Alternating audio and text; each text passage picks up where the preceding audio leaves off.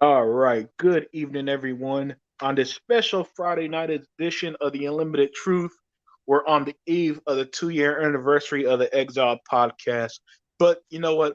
I'm here tonight with my big brother E-Rock X. As we're gonna talk about some gaming topics tonight, everybody. And hope you join us for about the next hour or so. As you know, we talk about your topics. And before I get started, hey E-Rock, introduce yourself. Hey guys, this is Erock X, Don King of Xbox, the hype man for the Xbox brand, and it is always great to be here when the truth is needed.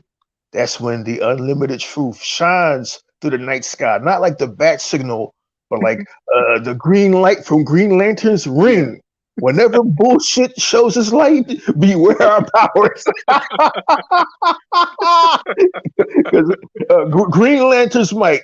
So here we are, man, to talk about these topics and spread some truth out there. And I don't want to get off topic, man, but I'm still waiting for that Green Lantern movie. I'm the only guy to Yeah. like that movie. God damn it! Yeah, man. Oh, I can't I wait too. yeah, I can't wait. Yeah, hey, but man, we got to do another DC show soon, man. Yeah, man. But tonight's show isn't about DC, not about Green Lantern. Although I'm a huge Green Lantern fan, it is about the other team, Green Team, E-Rock, and that's Xbox, right? And so this week a lot of businesses put out their quarterly reports, and the market has been it's been mostly down until very recently, actually. Many predicting recessions and all that stuff. But in the gaming world, Microsoft, as always, had great news, and they said that um, to as to date, the Xbox Series S and X are the best-selling Xbox consoles ever. In their four generations of Xbox console, however long it's been, 18 months or something since the beginning of this generation back in November 2020, this has been the best selling Xbox to date. On the flip side, Erock, today Sony released their numbers, and not only do they have 37% less profit, not only are they telling people that they're expecting less returns. The PlayStation 5 lifetime sales right now is only 21.7 million, right? And their first party games, which mean all their first party games over the year or so, over the quarter, sold 6 million copies. So people are estimating that means Gran Turismo 7 and Horizon Forbidden West sold about 3 million each, but that's just an assumption because Sony didn't release any numbers. You know how they are. So I want to get your thoughts on this. What are your thoughts on the fact that even in a time like this, where the market probably isn't the best, we find out the Xbox Series X and S are currently on pace to be the best selling Xbox consoles ever, and juxtapose that with PlayStation not lighting the world on fire, even though we swear we hear all these mysterious numbers until Sony actually says something. One, I'm actually shocked that Sony actually released some actual figures for a change. There's no way to sugarcoat this, no way to use any kind of smoke and mirrors or CGI. But as far as the Xbox news, I'll get that out of the way first. It's just great news. It's just um, I'm glad that people are finally realizing what we've always known, that Xbox is a fantastic brand. They put out fantastic games, fantastic products. They put out their own twist. They stick to what they do best. They don't worry about what everybody else is doing. They worry about what they are doing. Something that I preach that all brands do, whether it's movies or football teams, or don't worry about what other brands are doing. Worry about what follow the trends, understand what consumers want, but do you. And Microsoft apparently is succeeding by doing them. And what are they? Xbox is now a brand across devices. And as much as people tried to fight it, and people tried to stop it, and people hated on it, it apparently has worked to their favor, because when they come out with these quarterly reports, they have made like billions in a quarter. Like Yeah. this is just madness. And so to juxtapose against that, to hear the Sony coming out and being having clarity and being transparent. What the fuck is going on? Did we wake up and we're hell in bizarre world? You see Sony being transparent and saying, "Hey man, we're not doing as good as we thought." Who the hell is in charge over there? Where the hell is Ken Katragi? Where is Phil Harrison? Where the fuck is fucking Cass Harai? They would have fucking been playing air guitar and lion and having the little fat guy come out. This is how you share games on a PlayStation. What happened to the old lion Sony? I don't like this new transparent Sony. I ain't with this, man. It's too much bullshit going there. Too many changes. But yeah, man, I can't believe it. Transparent Sony telling the truth for a change. Hey, listen, man, it is what it is. And in these big businesses, you have to let your shareholders know what the fuck is going on with the company. And now we know, and it's as Unlimited Production, Sega Man, Hebot, Tuck have always said, Xbox is and others Inc. Xbox is making money hand over fist. And I know people expect. Yes. Don't mean to cut you off, but for those who don't know, Microsoft for this fiscal year 2022 has made a record-breaking $16.2 billion in revenue. Jesus, that's crazy. That's crazy, man. That's crazy. Oh my Lord, that's crazy. God, no. Apparently, the Game Pass business model is working out. The business model of having an entry-level Xbox at $300 or $299, and the business model of having a top-tier Xbox at $499 is working out. The business model of having a game subscription service that you sign up to and play everything all at once for a set price per month versus charging $70 for games, that's working out. It's working out. And it's like, man, we've talked about this till we're blue in the face, but now we actually have concrete figures. So Unlimited Production, man, to answer your question, man, it's just not really shocked about Microsoft being so successful because they set themselves up for success. As you have talked about these last 2 years, they set themselves up for success by the acquisition of Bethesda and ZeniMax. Can you guys hear me clearly? Yes, you're loud. Yeah, we hear you clearly. They set themselves up by the acquisition of Activision, which we hear is going down like in a few hours at warp speed. But you know, how do you set yourself up for failure? By fucking charging $70 for games? By expecting people to one or two games, God of War and whatever else, that's gonna float you. No. But it's a tale of two brands. It's a tale of two business philosophies, and it is why Sony PlayStation has been slowly adopting everything Xbox is doing. A game service, slowly adopting everything they've been doing. But I mean, again, this is great news for Xbox. As far as Sony, I'm a little bit shocked. I'm not used to seeing Sony ever be this transparent. I'm used to the smoke and mirrors and the lies. But I'm sure right now as we speak, Unlimited Production and Tuck, heads are rolling over on Twitter because the numbers aren't nearly what Porter Rock predicted with his charts and graphs and his fucking abacuses and all this bullshit he brings to Twitter. But just good news all around for Xbox Unlimited. Everything you guys said the last 2 years has come to pass. I'm feeling great.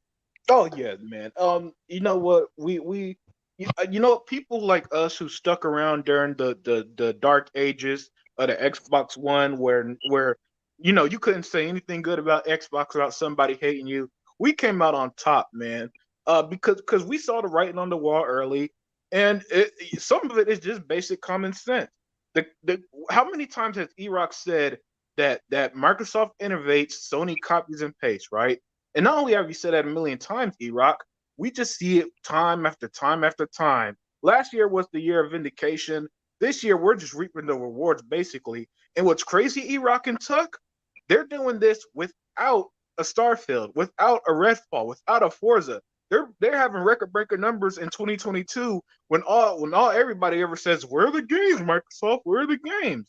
So imagine how it's going to be next year when the Starfield hits Game Pass. Madness. Yeah, and Tuck, man, thank Man. you for joining us. And Yes, sir. before you introduce yourself, the first topic, man, that we were talking about tonight was that this week both Microsoft and Sony released their numbers, right? And Xbox, like I said a few minutes ago, record breaking $16.2 billion in revenue. The Xbox Series S and X are the best selling Xbox consoles by date. And on the flip side, Sony announced that not only do they have a 37% less profit, they made 37% less money dollars in profit. They didn't specify the dollars. 21 million PlayStation 5s has been sold, and they told everybody to expect a weaker PlayStation market.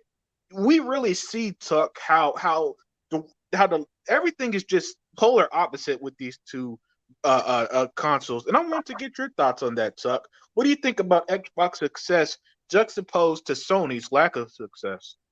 Well, I'll probably those guys. We didn't talked about it many blue moons and all that stuff. We all these doggone Sony fans talk about, well, Xbox don't have no games. Okay, so what is that proving? Okay, that's proving that they ain't nothing but a big ass lie. Because as far as the Xbox is concerned, we doing good. I mean, we eating good on this end, and they're not. Okay, like I said, they're not even talking about their little pitiful ass Game Pass either. Whatever they put in, they're not even doing that. So to me, it is like what E-Rock said.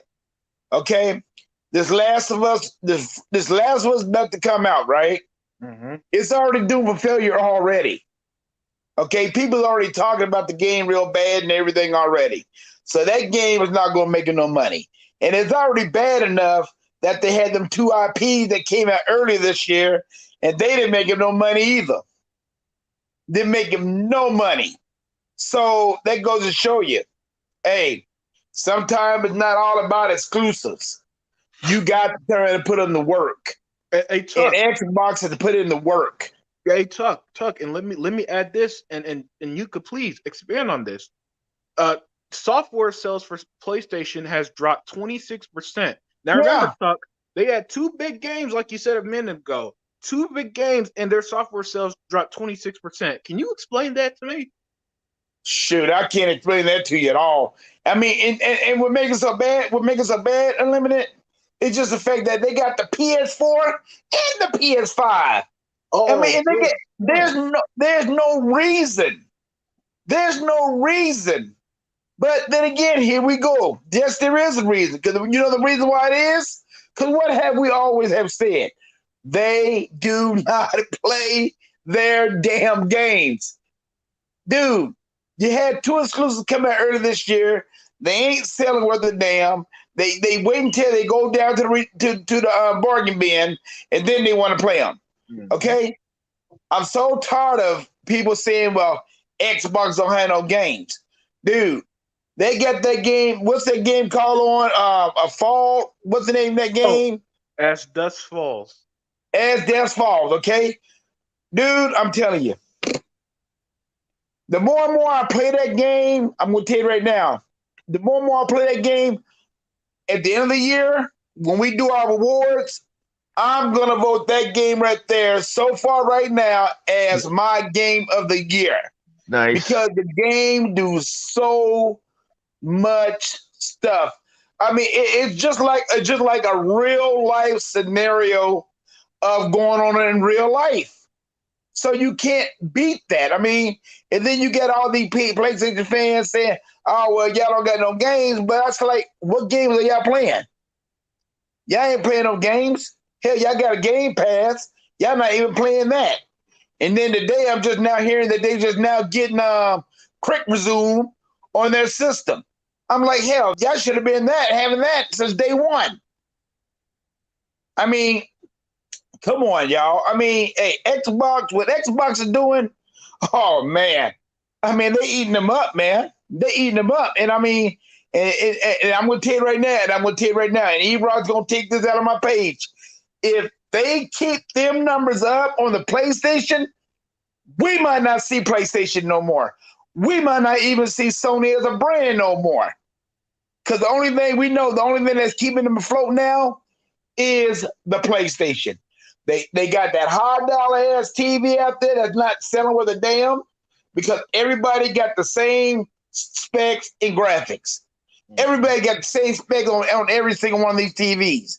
But if you're going to turn around and tell me that you're going to sell that TV for $1,500, and I can find an LG, a Vizio, a TLC, whatever other brands out there, Hitachi, whatever they want to call them, and I can get it for $200 or $300 less, and they got the same crap, which way you think I'm going? I'm going the cheaper route. So Sony, to me, can kiss my black ass. I done told you before, and I'm going to tell you again. Hey, that'd be the best thing for gaming that ever happened. But you know what?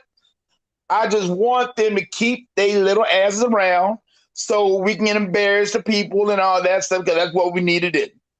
Keep their ass around so we can keep on embarrassing them. Hey, man, that's absolutely phenomenal, Tuck. Because, dude, it don't make no damn sense. You got all these consoles out there, and then you're only selling between the two games, only like 6 million copies between the two systems. Dude, Sony got a problem. Sony got a real problem, and that Last of Us is not going to save them. $70 for a damn game, and like I'm going to always say, Sony fans, y'all buy that damn game, y'all are crazy than hell. Because like I said, that game right there should be on your Game Pass, and it should be an option to buy. And it shouldn't be no damn $70. It should be like $30, $35 at the most. And then this one guy told me today, he said, well, what about Halo? I said, what about Halo? I said, y'all been doing doggone thing. Those remasters that they gave us for Halo would number like $40. So repaired from 40 to 70, and then everything that they gave us on the Halo thing. Yeah, you know what? I told them, I said, y'all can kiss. I said, listen, y'all can just kiss it. Somebody's done. That's all it is to it. And if they don't watch it, you talk about a 37% drop off. That is huge. Yeah. That is huge. Yeah, that just not a little bit. That's a whole lot of huge. And I'm going to discuss about something else on something else too. So I'm done with that now. Hey, absolutely phenomenal, Tuck. Thank you for bringing that fire, man, because everything you said was spot on. Everything you said. And before I pivot to E-Rock real quick, I just want to shout out the chat, man. Mr. Kima, KTJ Gaming, and Doc Dark 1985. Thank you all for joining and commenting. But E-Rock, man, I asked Tuck this a minute ago, and I got to ask you the same. Hey, what's up, Jay Dizzle? Always joining us, man. But hey, E-Rock, so Sony released two big games this earlier this year that we were told were bangers, right? And yet their software sales have dropped 26%. E-Rock, that's more than a quarter of software sales that dropped. Can you make sense of that to me?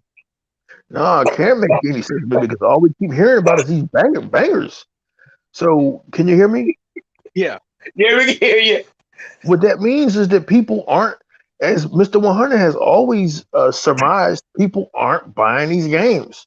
They're weaponizing these games and using console wars and Twitter wars. Because if you were buying these games, any the puppy farm is loose. If you were buying these games in any kind of fashion, these sales wouldn't be dropping to this percentage. So I mean, like, it's what we always knew, man. It's what we always thought. These guys just talk about gaming and talk about console war and don't buy their games. How is it supposed to be 21 million or whatever, or 40 million or whatever the hell the number is, made up number, PlayStation 5s out there, and your games aren't flying off the shelves? These two big, huge bangers y'all had aren't flying off the shelves? So it's like, hey, man, it just sheds a light on the fact that that community they've just been fucking bullshitting us and gaslighting us for the last couple of years. Unlimited. Hey man, look, they can't hide behind numbers. You know what I'm saying, Iraq? They used to be able to hide behind console sales, but even then, to people like me who's putting together the math of, how is it there are 100 million PlayStation 5s, but God of War sells 10 million copies? Some ain't added up You here, said right? it. Yeah, now more and more, as Sony proved with their numbers for this fiscal year so far, the numbers just don't add up to the amount of consoles they sold. And look, for those of y'all who doubting us or anything, everything I'm saying is a Google search away. Google how 25% of PlayStation 5 consoles have never been turned on.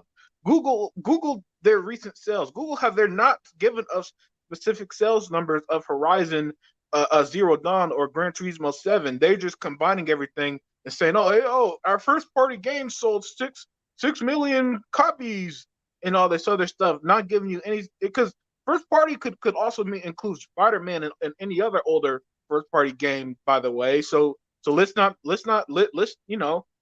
so look, everything that we said, E-Rock and Tuck, it is just, isn't it wonderful how we're proven right every single week somehow. I don't know how it's possible, guys, that every week they're finding new ways to prove what we've been saying right.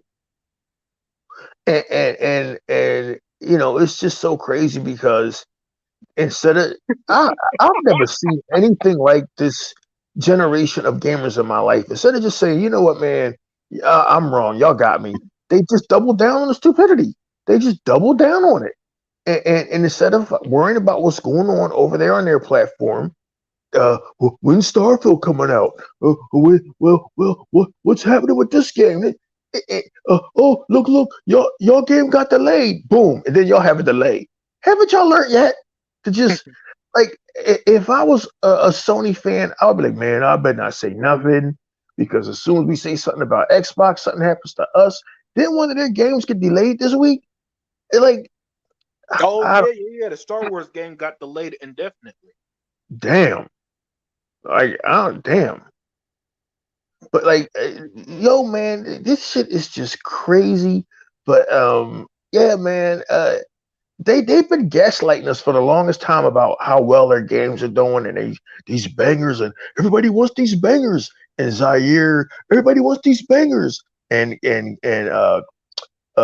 what the hell is his fucking name? Ryan McCaffrey. Oh, Xbox fans wish they had a game like God of Oh War. yeah. Oh, well, apparently these games that everybody's wishing for are selling.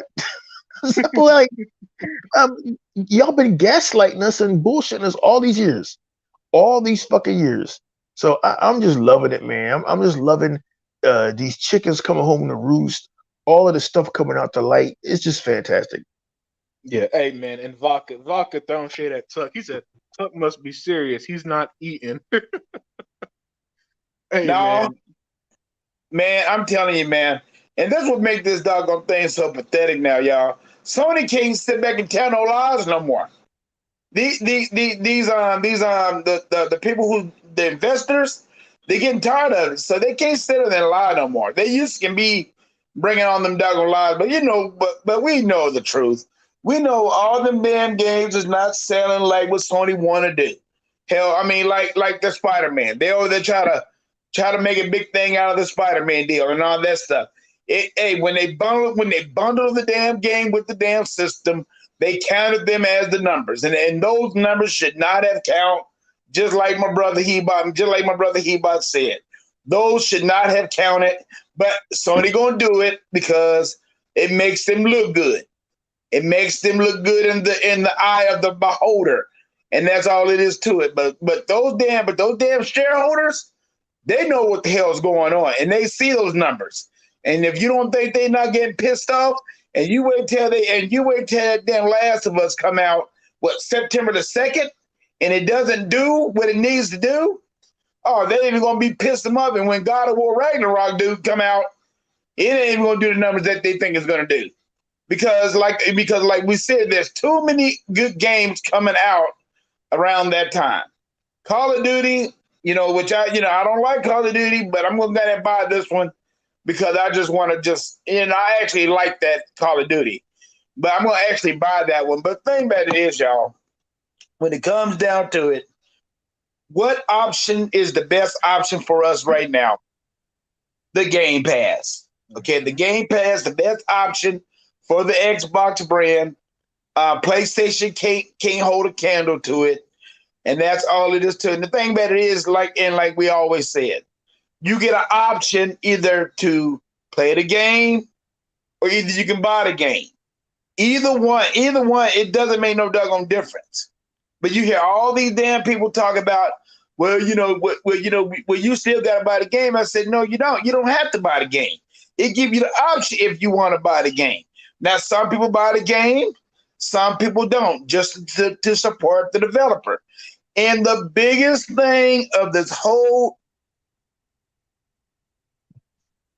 biggest thing about this whole conversation, fellas, is that what is Microsoft doing for gaming? The biggest thing what they're doing for gaming, they're saving gaming, because look at all these damn games that's out now.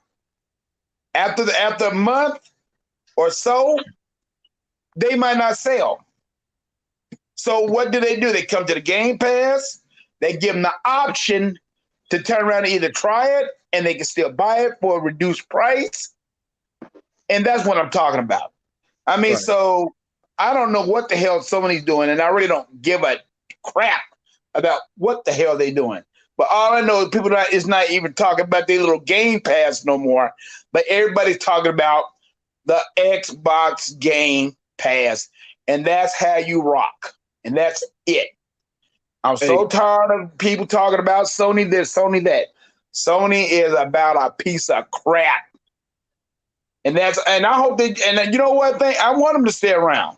I'm going to tell you the reason why I want them to stay around, because every time when they stay around and everybody that buy a PlayStation, they know in their heart, eventually they're going to have to come the Xbox route. And another thing too, fellas, I'm going to mention this too. What is the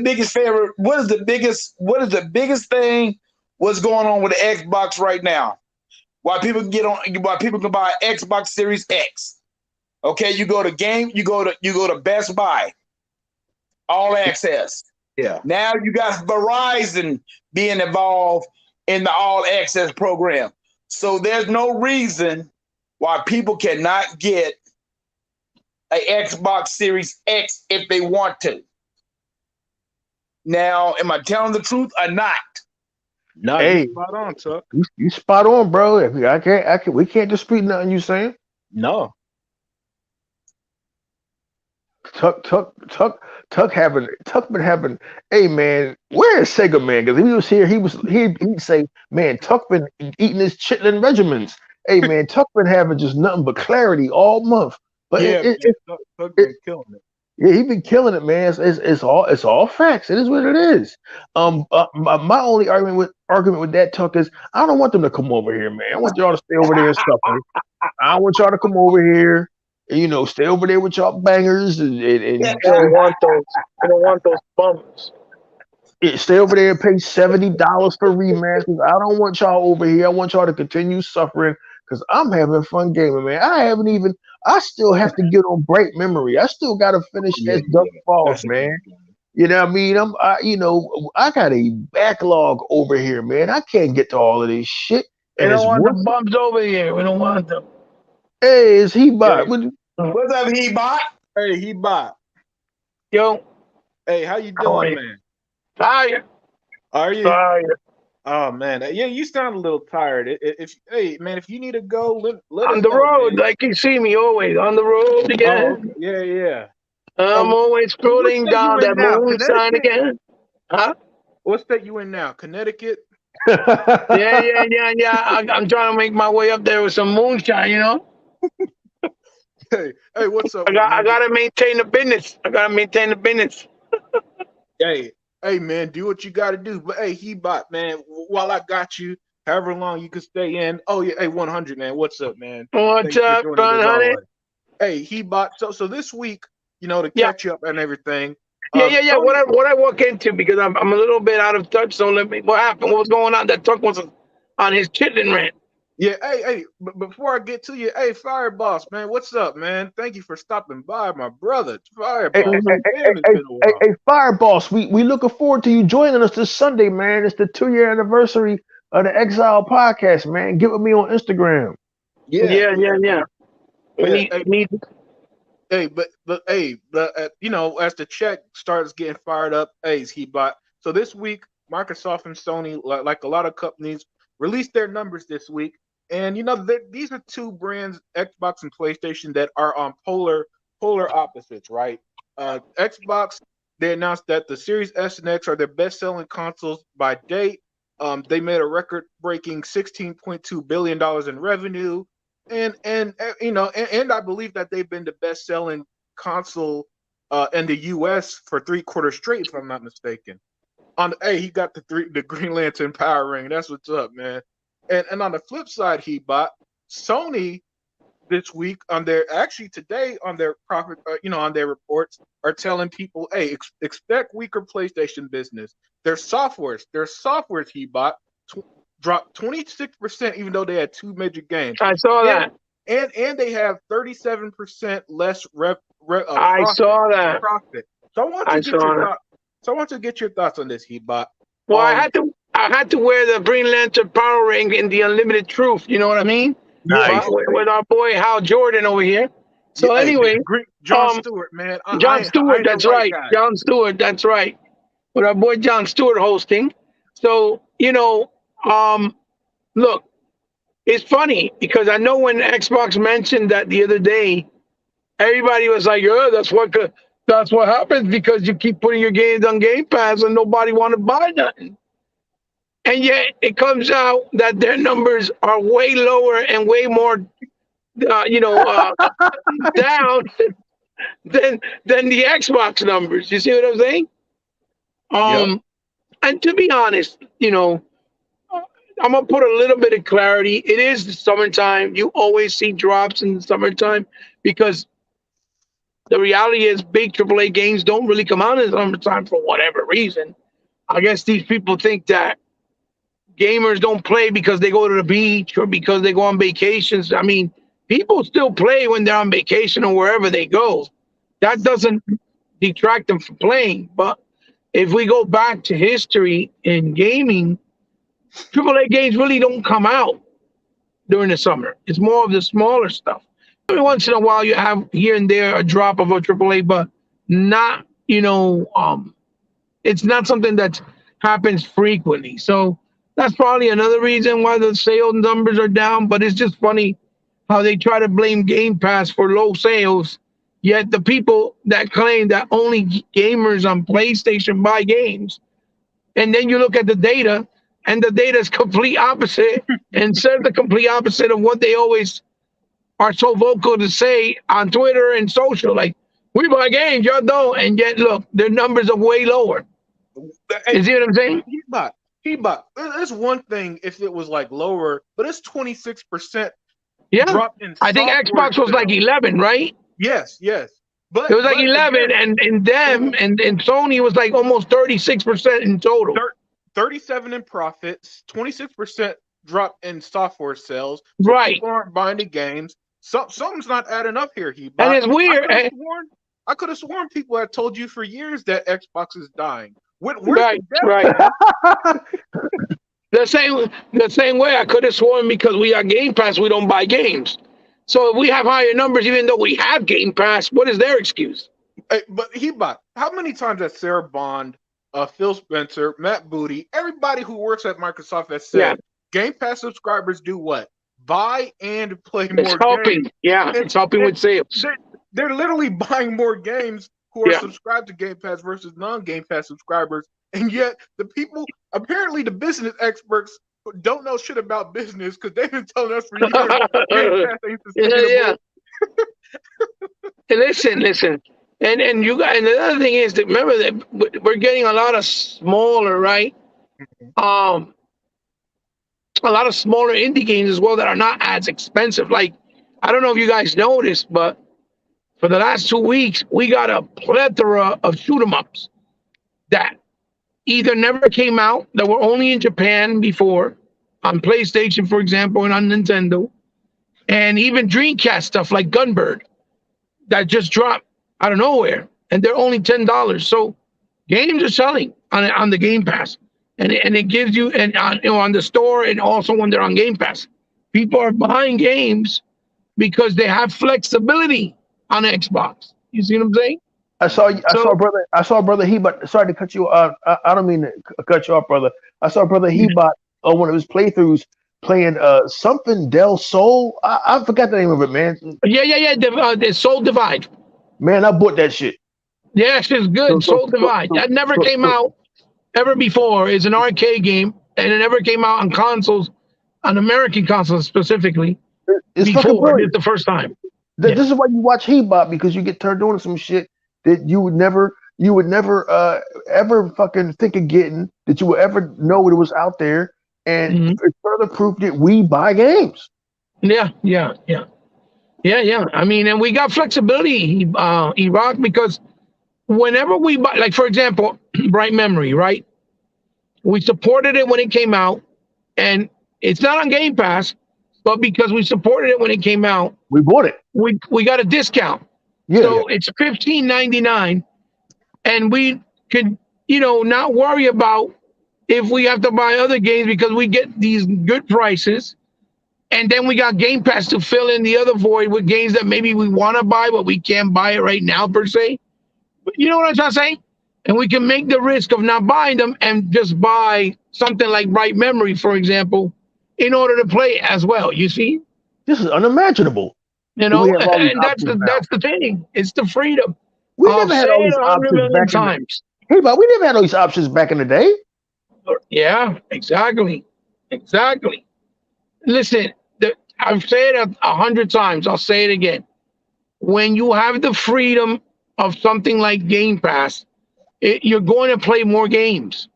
Right now, everybody on Xbox side's biggest problem is the backlog of games that we have. That is the biggest I know that's my biggest problem. What? You know what I mean?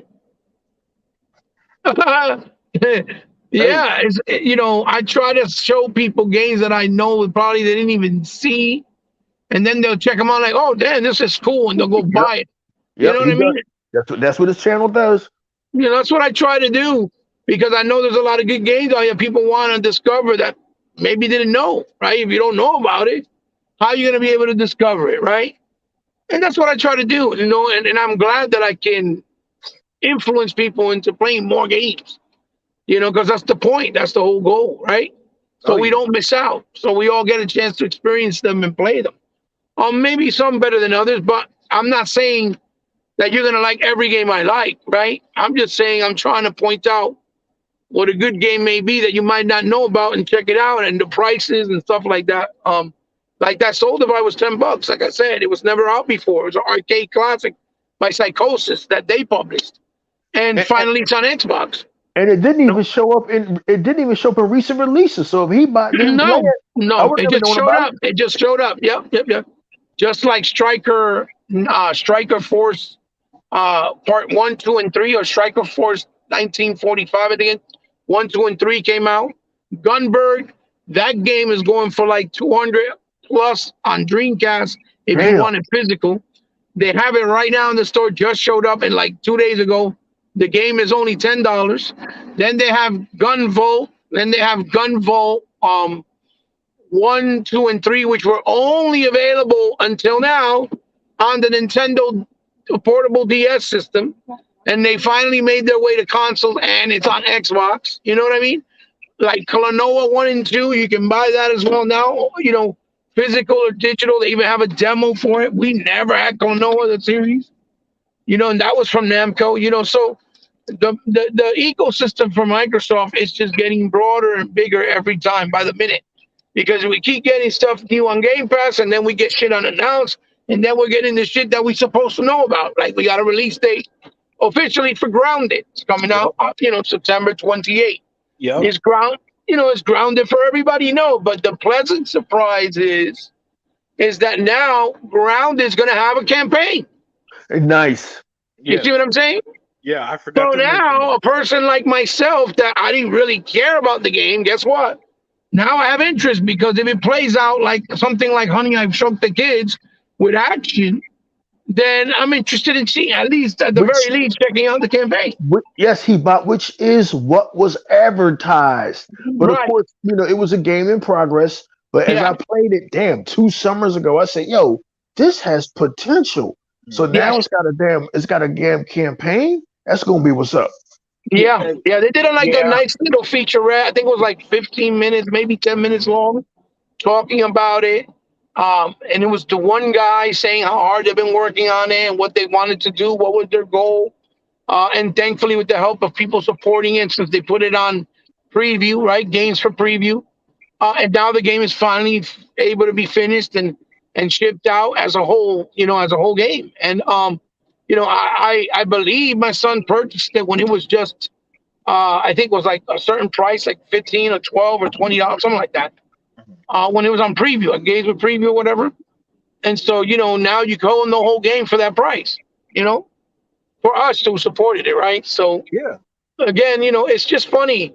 I'm glad because did you guys see? I don't know if you saw how now the new controversy or the new damage control is that Naughty Dog is claiming that they didn't really want to remaster Last of Us 1, that they wanted to remaster Uncharted 1. Oh no, I didn't see that. But give me a second. Give me a second, Hebot. We'll talk about that Okay, in a no moment. problem, no problem. That's Yeah, sad, let me man. shout out, They sad. yeah, let me shout out the chat real quick. Absolutely. Lewis Frag, Sad Jeremy boy. Brown, and Channel. Thank you all for joining. The channel said, "Where's Sega Man talking about Pop the Pig and Window Washer on Game Pass?" Hey, Sega's a family man. Sega Man's a family man. So I did send him a link, and I told him if he could join, but it's Friday night, not my usual time slot on doing the show. I just want to do something with y'all and hang out with the Exile crew on the eve of our second anniversary. How dare you want to talk about gaming? What's wrong with you? Hey, what's better, man? And Vodka said that Bright Memory had a discount. That's right, and like Hebot said, it's for $16 if you bought the original, if I'm not mistaken. And so much comes to Game Pass and barely anything lives. Yeah, man, exactly, channel. But he brought up about Naughty Dog wanting to remaster Uncharted. Hey, y'all talking that huge leap for Sony. Someone ganked a laptop. Yeah. That's gonna be the second topic for tonight, boss. Matter of fact, let's pivot to that second topic, right? And I'm just gonna combine everything to one. Tuckmaster. The rumor going around now is that Sony wants to buy Square Enix. My personal opinion, panel, is that it's not a big deal. They're not getting Tomb Raider. They're not getting Deus Ex. They're not getting their Western vet. They're not getting Eidos Montreal, who made my game of the year last year, Guardians of the Galaxy. They're getting a series. The biggest series they'll get is Final fucking Fantasy, which peaked in 1997 with Final Fantasy VII. That's my personal thoughts. Maybe your views are different. Tuckmaster. So this is a two-part question. The first, what are your thoughts on Naughty Dog? Apparently now wanted to remaster Uncharted, but Sony told them to do The Last of Us for the third fucking time. And do you think that Sony acquiring Square Enix will have the same impact of Microsoft acquiring Bethesda or Activision? Oh man, let me tell you right now. On the first one that you was talking about, the Naughty Dog thing and all that stuff. Okay, what is the big deal? Okay, let me ask you this: what is the difference between you doing a remaster of The Last of Us and you doing a remaster of Uncharted? There's none because Uncharted, Tuck, even if they did a remake of Uncharted, Uncharted was resold on both the PlayStation 4 and PlayStation 5. They did the Uncharted collection 2 generations in a row or some shit for a game that came out on the PS3. Right. So what make you think? Here we go again. If it would have came out, they'd charge $70 for it, and people would have been pissed off. And now that game right there definitely deserved to be in the Is that game right there in the Game Pass? That game's in the Game Pass, right? What? That Uncharted. Yeah. It's one of the few exclusives they got on there. Okay, so just think if they would have remastered it, they would have remastered that, and they would have charged $70 for that damn game. Okay, it's already bad enough that you already talking about the damn Last of Us, but then when they would really want to do Uncharted, hell, you shouldn't do neither one. If you ask me, you really shouldn't do neither one because they already been played over and over and over again already. And I'm gonna leave my thoughts on that one. But with this damn thing, what was the other one that you said? The rumor of Sony wanting to purchase Square Enix. Do you think it would have the same impact of Xbox buying Bethesda and Activision?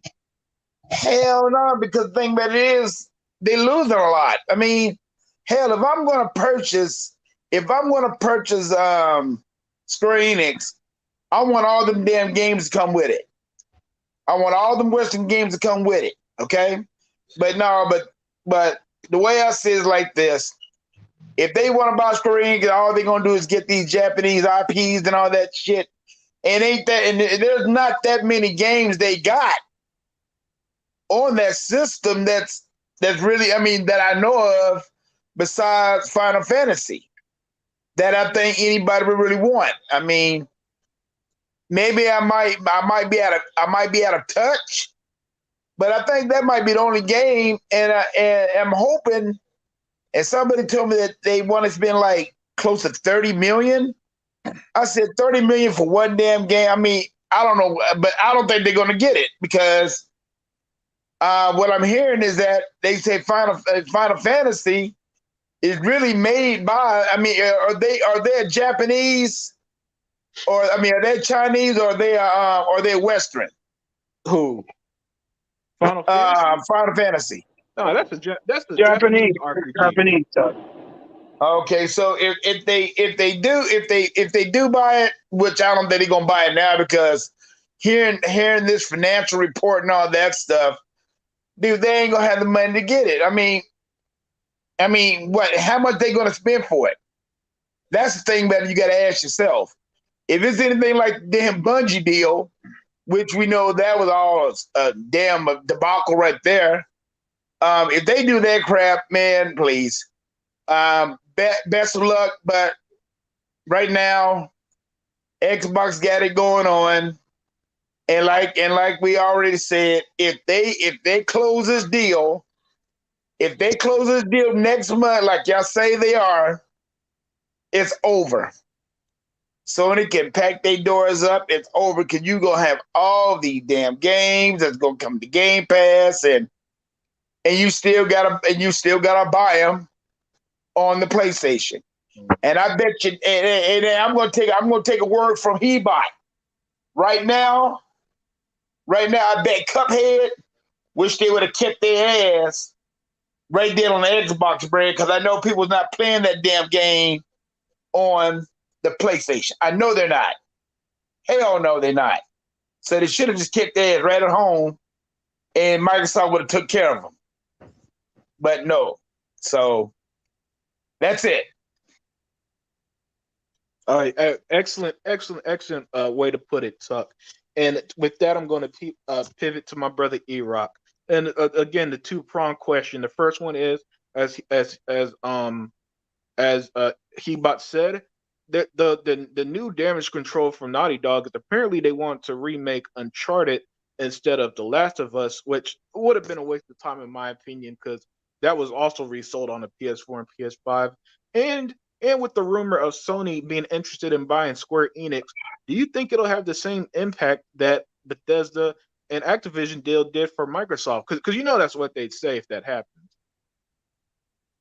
I don't see, like, maybe artistically Naughty Dog wanted to do Uncharted because really, other than Crash Bandicoot, Uncharted 1 was the game that kind of brought them to the dance as far as being considered a major player. But I don't see what difference it would have made. Maybe it was something that they wanted to do. They wanted to do it artistically, but Sony said, "No, man, you're doing you're doing the Last of Us. That's what you're doing. That's what you're doing from here on out." So you know, who knows what goes on over there, man? That entire ecosystem, from its fans base to the development to everything, is just a mystery about why. Like, why would you release a remaster of a remaster? And these are questions that no one asks, that no one wants, but apparently somebody's going to buy that shit. And as far as is this rumors that Sony is going to buy Square Yeah. Enix, or this is Yeah, confirmed? right now it's one of those rumors that it has some fire to it because it keeps popping up. But let's put it this way: it's a rumor, but keep your eye out on it, if that makes any sense. Okay, that does make a lot of sense. I guess Sony needs to make a move, and well, the Japanese do stick together. So that Square Enix, if they're going to sell it to anybody, it will probably be Sony. It'll probably be for a cheap price. And if that happens, I don't see really how that compares to any major deal that Xbox just did, because we're talking about Square Enix, who they publish Final Fantasy. Mm-hmm. They publish what is that? Kingdom Hearts. Mm-hmm. I don't know what else they publish, but it is in no way comparable to Activision or ZeniMax or Bethesda. But I mean, it'll be good news for Sony fans. It'll be something for them to brag about. It'll be some artillery for Twitter for their nonstop console warring. But like, I don't see how that compares in any way possible to the purchases that Xbox have just made, which are like earth shattering. Yeah. So I don't see any competition there. Yeah. I mean, we're talking about the largest acquisition in gaming history with this Activision deal, which it's the way that it's going by so damn fast. It's impressive. But yeah, I agree with you there, E-Rock. I just don't see the comparison there. But Hebot, man, I want to get your views on both topics. The one that you brought up first about the now damage control, as you put, of Naughty Dog apparently want to remake another game they remastered anyway in Uncharted versus The Last of Us, and your thoughts on them potentially getting Square Enix and the impact you think it would have. Well, as far as the Naughty Dog situation, when I saw that, I can honestly tell you that, in my opinion, right? My honest opinion, I truly feel Naughty Dog is saying other things because they are in the defense about what's been going on with the backlash of the Last of Us 1 remaster, quote unquote, right? Because they got caught on lies saying they had done new animation. Somebody put up that it was the same animation. They got caught on lies saying that they added more stuff. And then they showed the segment where he's running with the daughter and everything's exploding by the gas station and there's no NPCs because they had to do sacrifices, right? Because at the end of the day, the PlayStation 5, although it's a substantial upgrade from PS4, it's still not on par with what you can do with, let's say, an Xbox Series X, right? Because of the power that it has, right? Whether it's teraflops, memory, or just being able to support something like the RDX technology, the technology that they're using right now that they just enabled. So they have to, cut corners because it's not being rebuilt with a brand new engine from scratch, like the Unreal Engine 5, let's say, right?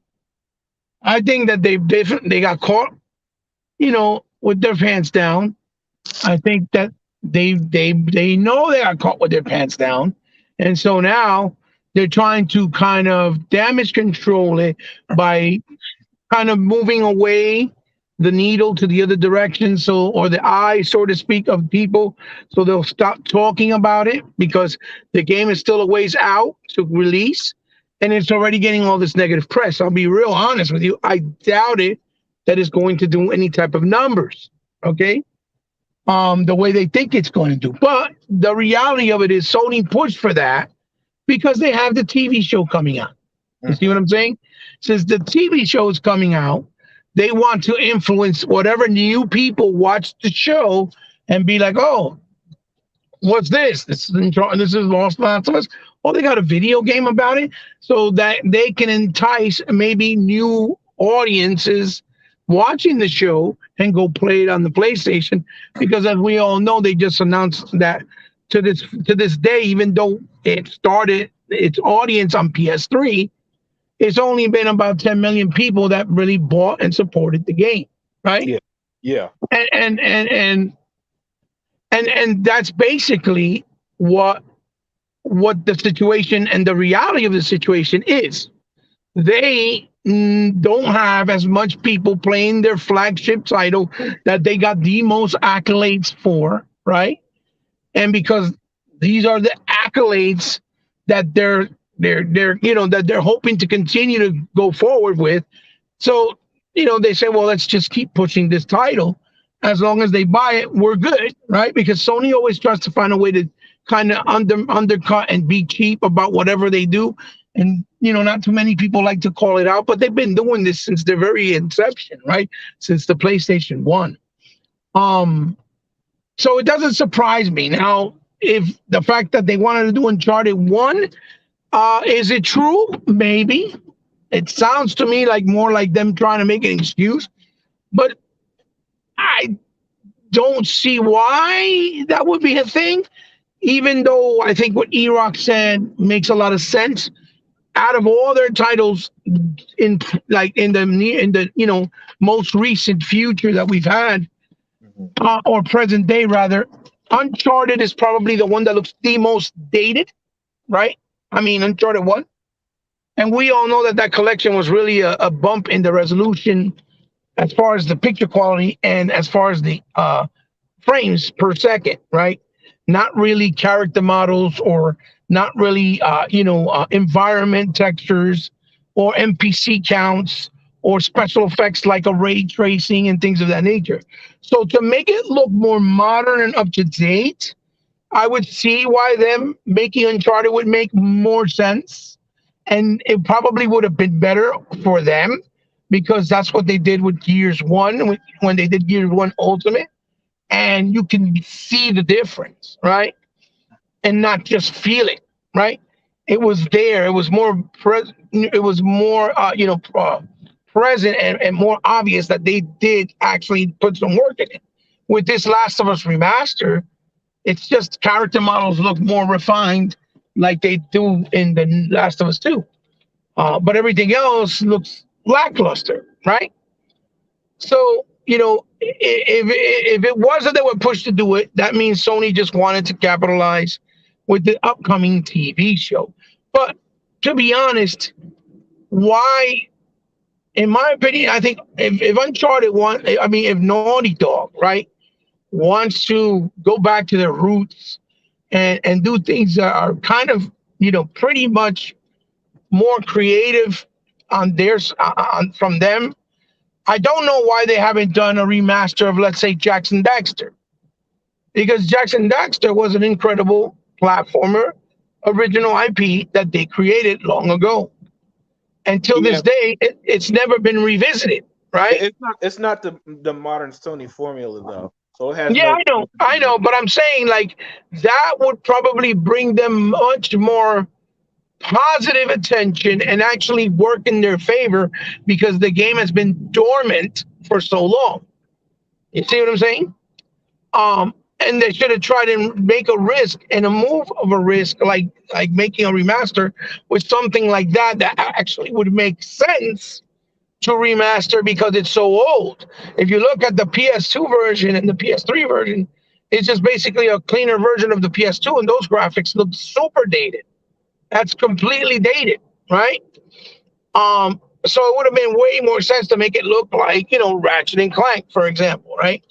But again, that's neither here nor there. I just think it's more about them trying to mend the wound with all the negativity that they're getting with The Last of Us 1 remaster, because it's the third time they do it.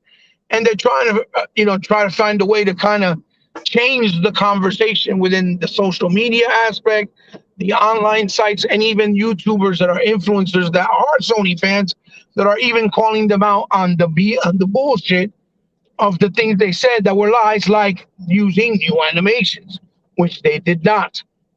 Right. Right. So that's my thought on that. I just think it's them trying to mend the wound and cover up to change the conversation to make it positive again, right? And that's what I think that is. Now, as far as the second subject with the Square Enix acquisition, the fact that Square Enix has behaved and acted since the Xbox one release in 2013, as if the only relationship they've had is with Sony, when the reality is because Sony owned stake in Square Enix. It was about 19% for all those years, and in the contract it was that because they helped them with, I guess, save their company and keep it afloat, it was that they were not allowed to bring any other games to any other console or platform. And then that contract came to an end. It finished, right? And then they brought all the older stuff to Xbox. And in fact, they even brought the newer game in Final Fantasy 15, which we all know alongside Monster Hunter actually sold substantially well on Xbox, right? Yeah. But the fact that they've been acting for some reason like they want to pick and choose their battles and only put the games that are not really as wanted or interesting on the Xbox and release those games, but don't want to release something like the Final Fantasy VII remake that they know was really anticipated by a lot of people, right? Especially even on Xbox, is a very telling story. Either Sony has a big hold on them, knowing some dirt that they can keep somehow manipulating them, or they naturally or actually in reality legitimately are just very nationalistic and like to help and stick their guns with only a Japanese company and refuse to bring certain games on Xbox. So based on their behavior, if they got acquired, would it really surprise anybody? I don't think so. I don't think it would surprise anyone. I really don't think it would hurt as much as people think, because although Final Fantasy is still a flagship title for a lot of people, it's just something that, most people see as, well, then I'll just play it on the PlayStation. I don't care. You get what I'm trying to say? Yeah. I don't think they'll be like, oh fuck my Xbox, I'm not going to play it no more because I can't play Final Fantasy. It's not one of those scenarios. Because as you quickly saw, the most important game for Sony is Call of Duty, because that's why days after it was said, literally the next day when it was said that Microsoft was going to acquire Activision, the first ones that came out to say something was Sony saying, hey, you better keep your contract with us. You better not break them, this and this and that. Remember that? It was sweating balls. So that means their real moneymaker, they know, are things like Call of Duty. So that's what they're really worried about. But that's where I come in with the thought process of, if Microsoft sees that they could be so disingenuous and so anti-consumer to the gaming community and gamers in general by not allowing, certain games to be on another platform with time exclusive deals like Final Fantasy, and even longer than that for a year, 2 years, like Forspoken and even Kena and shit like that, that's not even owned by them. And that's why I say Microsoft should be like, once this acquisition thing goes through, if it goes through in August, like they're saying it is, that it's that close, listen, give the next game that was supposed to come out to them, and after that, pretty much tell them to go fuck themselves. Don't do it. Don't share it. Not because they have to copy what they're doing, but it's principle. If they think it's okay and it's cute to do certain things, and they don't have the type of power, the type of leadership, and the type of money that Microsoft has, then flex your muscle. Show them, okay, we own Activision, so we're going to do whatever the fuck we want now with Activision. You want to play Activision games, you got to be in our ecosystem. So if you want to play on a console, huh? Do what they did with Starfield. I mean, it's Exactly. yeah, man. Exactly. Just do what they did with Starfield. Exactly. Yeah. If you want to play the game, whether it's on PC, on the Xbox Series S or X, or on your tablet or on your phone, as long as it has our ecosystem, right? Then that's where you're going to play it. You're not going to play it on a Nintendo, and you're not going to play it on a PlayStation. I'm sorry. And that's the attitude and mindset they need to do. Not to, again, not to play the dumb role that or lower their level of professionalism to to Sony's level, but it's principle. And at the end of the day, like Peter Moore said, it's business. Mhm. And whoever brings the best, bang for the buck and the best, that money can offer to their platform or their brand, then that's who's going to make the most business and win. It's that simple. They're And not in here to not make money. They're not in here to make friends. They're not in here to lose money. They're in here to make money, and it's a business first and foremost. And that's why E-Rock said that Xbox won last generation. Because Right, absolutely. And they did. If you look at it with the numbers, they actually did. That's what I've told people for a long time as well. yeah. Look, They really did. Phil Spencer, the smartest thing Phil Spencer ever said that people hated him for was when he said that the console sale doesn't matter, it's the engagement.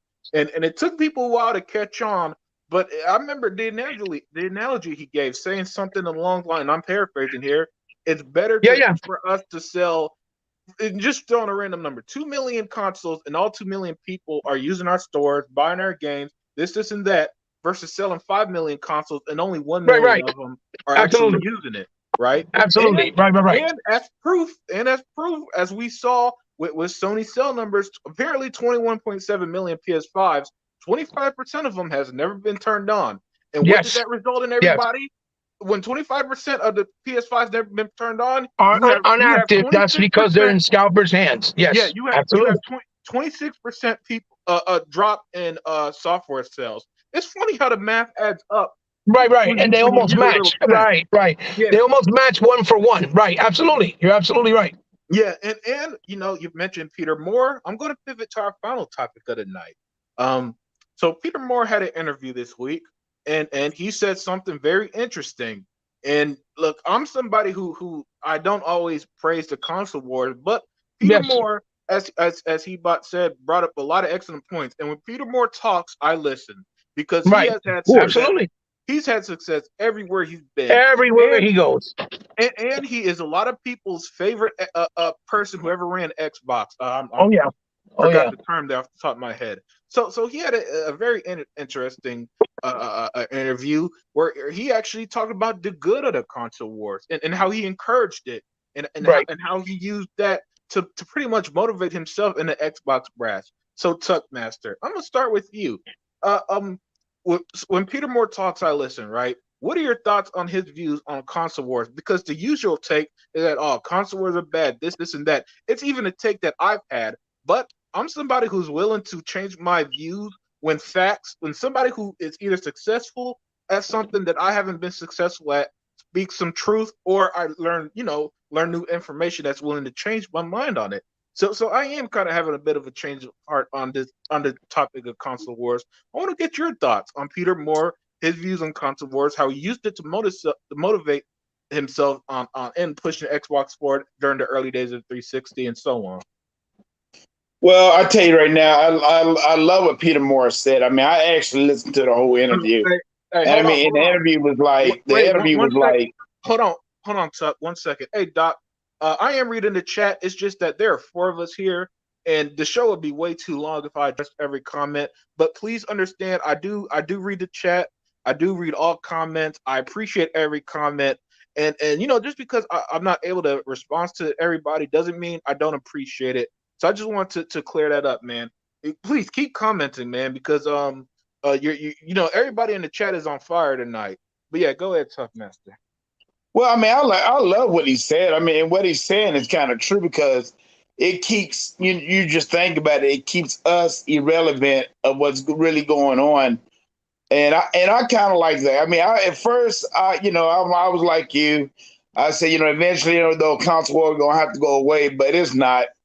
And And in a way, I'm glad that it's not, because, it keeps us, keep us irrelevant and keep us talking about it and keeping us engaged with what's really going on with these concerts and everything and all that stuff.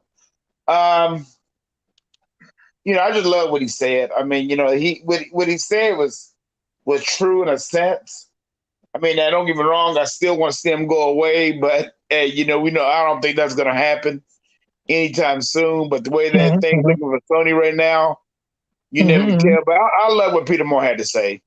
That's all I got to say about that. Yeah, hey, I agree, man. I agree. And here, E-Rock, I shift over to you, man.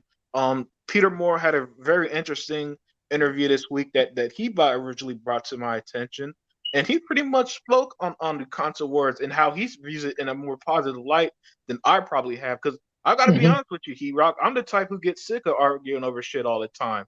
Peter Moore, he's a type who made money off of it. So I want to get your thoughts. What are your views on the concept of the console wars and how he used it to motivate himself during his time in Xbox during the early years of the 360? Can you guys hear me? Absolutely, yeah. Yeah, we can hear you.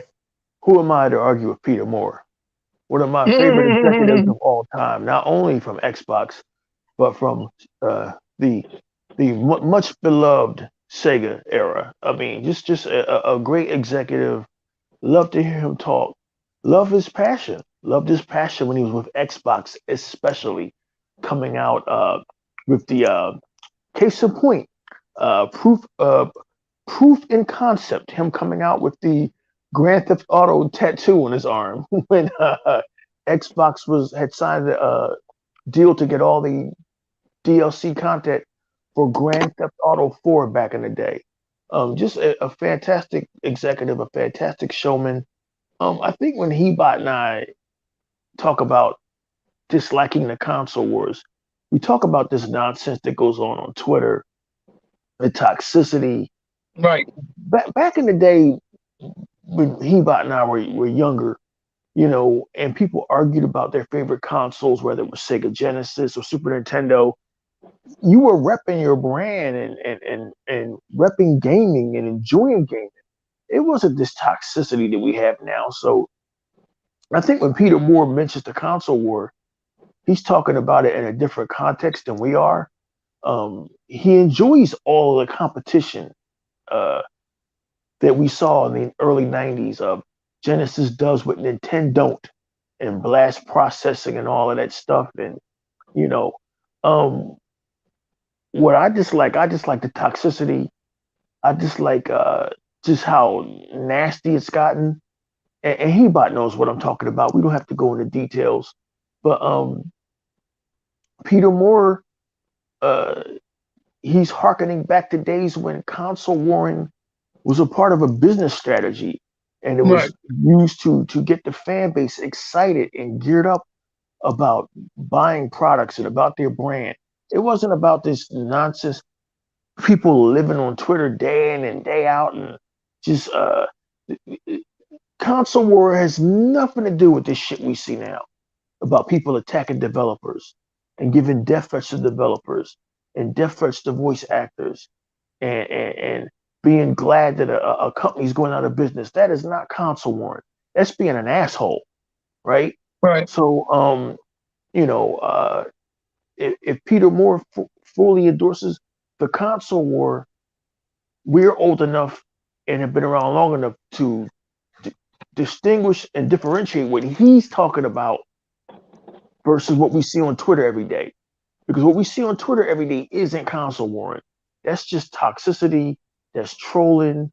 That's just grown ass men. Every day, this endless battle of one-upsmanship.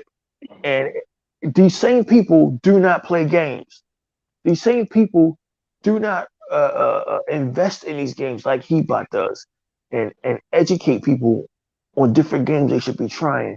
Games that I would have never known or tried otherwise. Mm-hmm. So I begrudgingly have to endorse Peter Moore's statements only because what he calls console warring is different than what we've seen in the last, 9 years in the media and on Twitter.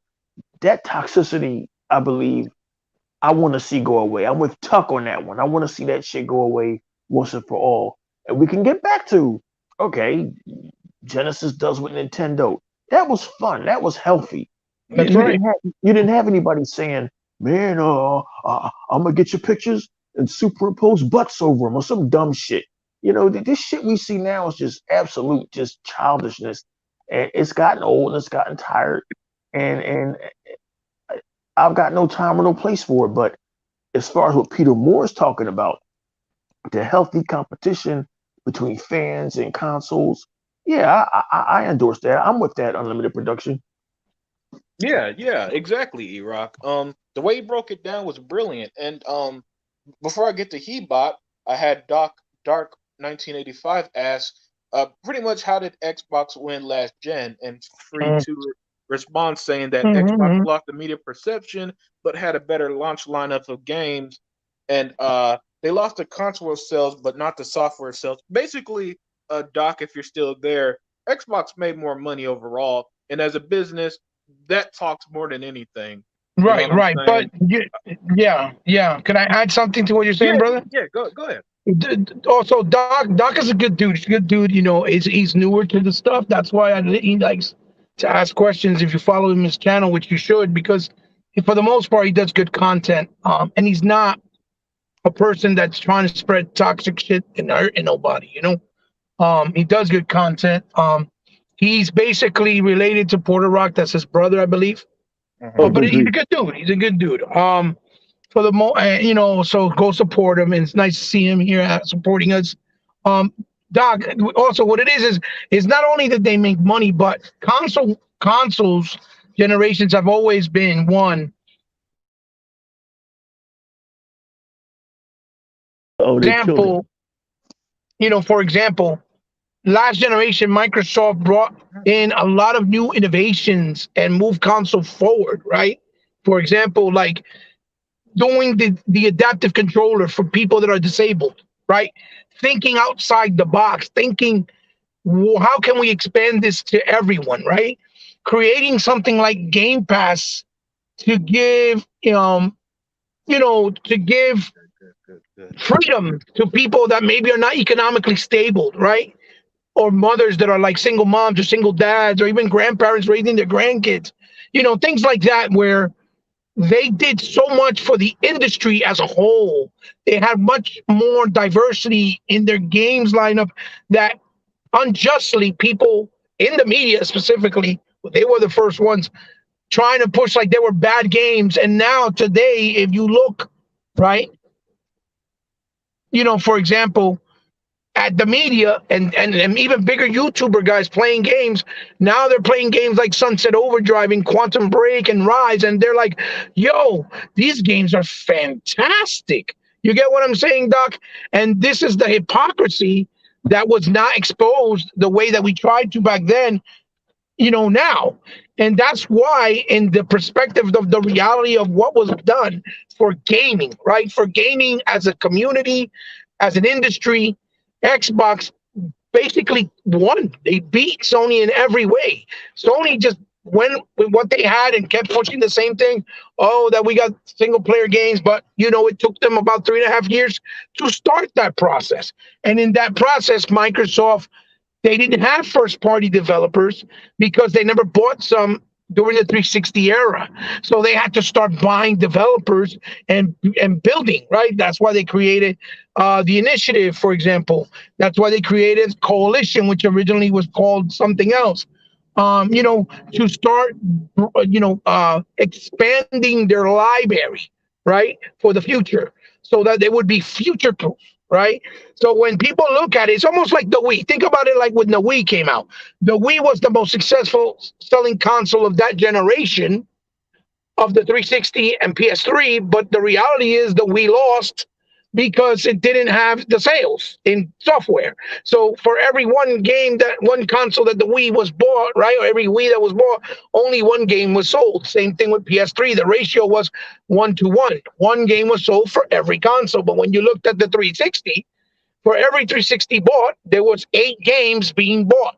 So the software sales is where the companies actually make the money. So That's why 360, especially in North America, they made, the biggest amount of money.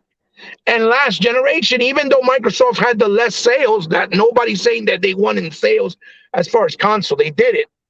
But even though they had the lower sales, more gamers on Xbox bought games. So that makes them the pure, with no doubt, winner, because that's how they made the money. The money didn't come out of nowhere. It's because they sold more software and they expanded gaming with Game Pass. They expanded gaming with the technologies like Dolby Atmos surround. Shit, they expanded gaming by adding a 4K DVD player that nobody cared about until now on the Sony side when it was added on the PS5, for example. You get what I'm saying, Doc? So I hope that kind of gives you a better idea of what we mean when we said that they won. Because as far as expanding and doing what was healthy for gaming going forward, Microsoft evolved and helped gaming move forward. That's what we mean by that. We're not saying that they won in console sales, actually, but console sales, you don't really make money selling consoles. It's with the software, which Microsoft did very well, even with Game Pass. And now the services and cloud, all that came into play. To add to what Unlimited already said, I'm sorry, Unlimited, I didn't mean to be so long-winded. I just want to kind of break it down because there's a lot to say anyway. Yeah, you're good. Go ahead. I said you're good, E-Rock. Okay. So do you want me to give you my thoughts on Peter Moore? Is what you're saying? Yeah. Oh, okay. I'm sorry. Now, as far as Peter Moore, listen, like we all said and we all know, Peter Moore has had success everywhere, from Reebok to a soccer team, for Christ's sakes. He helped Sega. He helped Xbox. He helped everywhere, EA. Wherever he went, he was a success. You understand? So when Peter Moore talks about console war, is what E-Rock pointed out and didn't even realize he pointed it out. When he said Sega does what Nintendo, that is the console war that Peter Moore is talking about. It's the console war where they make companies push and strive to do better and better to be recognized as number one. You see what I'm saying? And when one company does better than the other company is now going to strive to do better now. That's why Microsoft is trying so hard now to do so much better in so many other avenues to compete with Sony with things that they might have slacked in before, right? It's just striving as a company with better product, with giving better solutions for consumers, right? And by doing so, this is going to, make the other companies, whether it's Nintendo, whether it's Sony, to be like, yo, we got to up our ante, because if we don't, we're going to get left behind. You get what I'm saying? That is the console war that Peter Moore is talking about, that was infused, right? That is healthy for the industry. That's why he said that is why gaming right now it's as healthy as it's been ever been before. Because I remember during the 360 era, almost at the tail end of it, there was ramblings and people saying, even in the media and people from technology sites like Forbes, saying that gaming was going to crash, that was going to come to a halt because it wasn't doing well. Do you guys remember that? Yeah. Mm-hmm. Okay, even though it was the highest selling console generation of all time. And fast forward now to the Xbox One and PS4, and now with PS5 and the Xbox Series S and X, it's still the most, highest and most demanded, form of entertainment in anything in the world, more than movies, more than music, believe it or not. Gaming makes over $30 billion a year. It is making astronomical numbers, even though they have losses. So that is why he said that the console space is extremely healthy because of good console wars.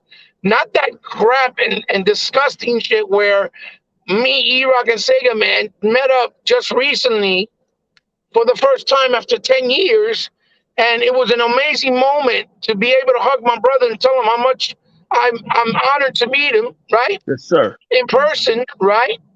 After we've talked since 2013. And then you got a retard in the PC elitist like Alex. That's so Alex saying, oh, these guys are homos because he's mad that he got burnt and proven wrong with his stupid fucking hot take that gamers don't like Bethesda and won't buy Bethesda games, even though the data says otherwise. You put yourself in a stupid position and then you changed it and stopped talking about gaming and made it personal. You see what I'm saying?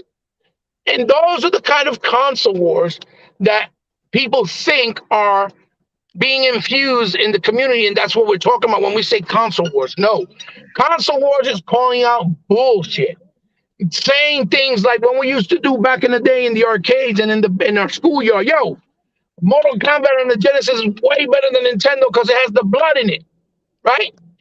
Yep. Or yo, Street Fighter Championship Edition on Genesis is way better than the Nintendo one because we got a 6-button controller right now with a 6-button pad. You guys don't got that on Nintendo. You see what I'm saying?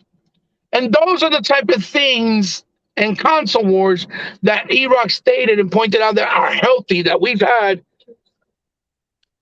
You don't need them? Since we've been younger. You understand what I'm saying? Yeah. And that's the difference that people need to recognize and understand. When Peter Moore is saying console war is good for the industry, he's not promoting or pushing toxic bullshit or hating on somebody that we don't even know or fighting over, like E-Rock says, plastic box that got $500 in technology inside of them. You get what I'm saying? No, that's not what he's saying. He's saying as far as companies competing to strive to do better, to outdo one another for competition and for the consumer's dollars. You see? Yeah. That's the constant war that he's talking about. And that's what I've always tried to say. And if it comes from Peter Moore, believe me, you can put it in the bank because that man doesn't fail. He does not fail. He's a smart businessman and a smart leader. And that's what makes him so special, so well renowned, and so well respected within the gaming community and industry. Hey, excellently put, Hebot. And with that, man, I think we're gonna wrap up what was a great show tonight. I must say, for gaming news in general to be kind of slow, I feel like these shows this summer has been a lot of fun with you guys. But everything comes to an end, including tonight's show. And with that, hey Tuck, give your final thoughts. Let them know where they can find you. Tuck. Hey, you can find Tuck on his channel, DGX Tuck Master, where he does the Lion's Den. He needs to start his own cooking channel too, making grizzle burgers and oxtail, or his dog walking channel or something. Yeah. Hey, but E-Rock, give us your final thoughts, man, and let them know where they can find you. Hey, man, this is E-Rock X. You guys know where you can find me on the E-Rock X channel. And I'm hoping you join us this Sunday, 6:00 p.m. Eastern Standard Time. It's the 2nd anniversary, the 2-year anniversary of the Exile podcast. Everybody that's on the show tonight will be there. Probably some special guests, some people we haven't seen in a while.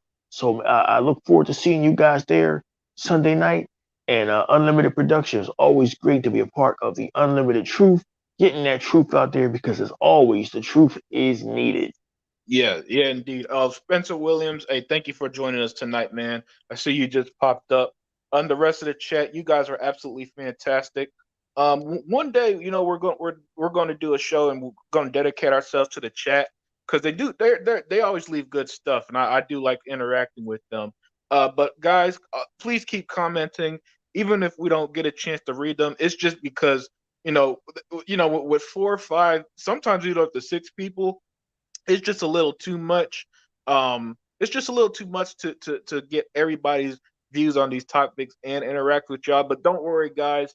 I do read. I do appreciate every comment and all that stuff. And Hebot, man, give us your final thoughts and let them know where they could find you. Yeah, absolutely. Thanks for having me on. Sorry for being late once again. Better late than never is what I always say. But I mean no disrespect to you or the panel because you guys take the time to be here as soon as you start. I'm not trying to ask for special privileges, but you guys know my situation. Anyway, either way, you guys can always find me on my channel. I'm on the road to 1,000. I mean, it's been 10 years since 2013, but hey, the point is that I've been grinding. I didn't ask for no handouts. I Yes, didn't indeed. cheat. I didn't cheat. I didn't scheme my way in. I've been working hard. I got almost 900 videos up. I'm proud of my small channel, as always, because I try to keep it real about gaming, about collecting with collectibles that have to do with gaming or movies, about movies, all types of stuff. Pretty soon I'll be talking about some stuff with He-Man Revelations again, hopefully with my brother E-Rock, because season 2 was finally announced, so I'm excited about that. And things like that. You guys can find me on all the social media outlets. It's in the description below on my channel. Not to be too long-winded. And you can also find me on Xbox Live and Nintendo Switch under eBot 8. And on the PSN network under Alfel from Sky, all one word, all lowercase. It's always a pleasure to be with my brothers here rocking out. Friday night, Saturday night, Sunday night, Thursday night, Wednesday night, doesn't matter. It's just always a pleasure to talk gaming and have a little fun. Yeah, definitely, man. And thank everybody for joining on this Friday edition of the Unlimited Truth. The truth, when the truth is needed, it's not always, scheduled like that. So that's why today was a little different than my usual show. But It's not always pretty. It's not always pretty. Yeah, exactly. Everybody, enjoy your weekend. Keep it gaming, have fun, enjoy life. And with that, we're